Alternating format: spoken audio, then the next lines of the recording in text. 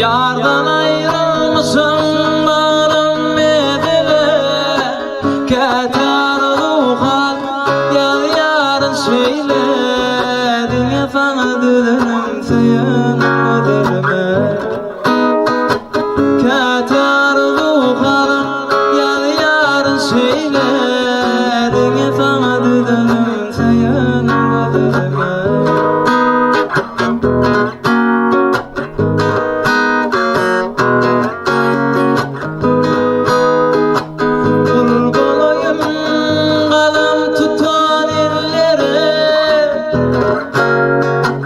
Çünkü kalandıdır şirin dillere,